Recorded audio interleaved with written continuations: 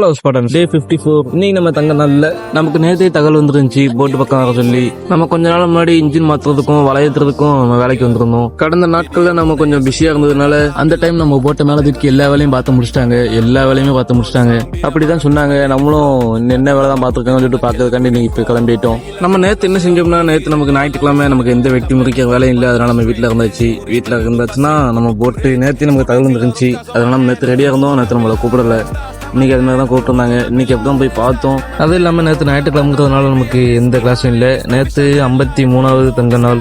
வீட்டில் இருந்த வீடியோ கொஞ்சம் நேரம் எடிட்டிங்லாம் பார்த்துருந்தோம். எடிட்டிங்னா நம்ம லாஸ்ட் டைம் அந்த வீடியோ அது ஒன்று தான் பெண்டிங்கில் இருக்குது. நமக்கு இன்னொரு 5 நாள் 4 நாள் அவ்வளோதான் டைம் இருக்குது. அதுக்குள்ளே நமக்கு இருக்க பெண்டிங்கில் இருக்க எல்லா வேலையும் முடிச்சுட்டு நம்ம அடுத்து கடலுக்கு ரெடியாக வேண்டியதான்.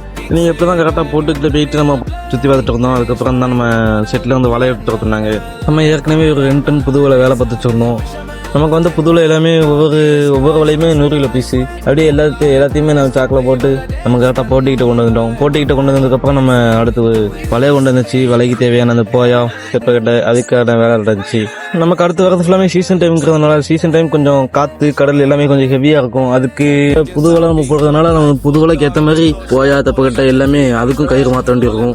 அதுக்கு கயிறு மாற்றாமல் போட்டால் நம்ம புதுவில் மாற்றினதுக்கு அர்த்தமே இல்லாத மாதிரி ஆயிரும். அது இல்லாமல் இந்த மாதிரி சீசன் டைம் நம்ம எல்லாத்துக்குமே தயாராகவே இருக்கணும்.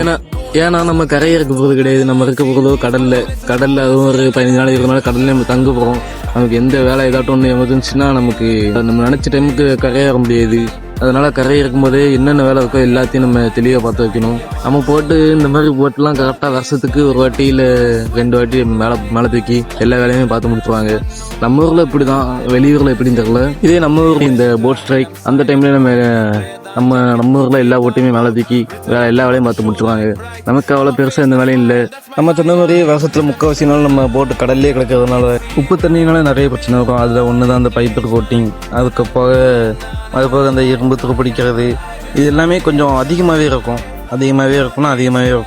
பொதுவாகவே இந்த உப்பு தண்ணியில் கிடக்கிற எந்த பொருளுமே அவ்வளோ சீக்கிரத்தில் நல்லா இருக்காது. போக அந்த தன்மையை வந்துடும். அந்த பொருள் எந்த பொருளாக இருந்தாலுமே சரி அதோட தன்மையை வந்துடும். அதை நம்ம ப்ராப்பராக மெயின்டைன்ஸ் பண்ணலாம். நம்ம கதை முடிஞ்சு நம்ம போட்டில் இது மட்டும் தான் வேலை கிடையாது. இதுக்கப்புறம் நம்ம போட்டில் இன்ஜின் வேறு மாற்றிருந்தோம். அந்த இன்ஜினுக்கு ஏற்ற மாதிரி நம்ம போட்டில் புது இலை வேறு மாற்றணும். இப்படி சின்ன வேலை பார்த்துட்டு அதுக்கப்புறம் நம்ம வேலையை ஏற்றிட்டு நம்ம வரதுக்கு கரெக்டாக விடுங்கிச்சு. ஆமாம், நைட்டு சீக்கிரம் நமக்கு வேலை இருந்துச்சு. வேலையை முடிச்சுட்டு நம்ம வரதுக்குள்ளே விடுங்கிடுச்சு. இதோட இன்னைக்கான லெசன், உனக்கான பாதி நீயே உருவாக்கு.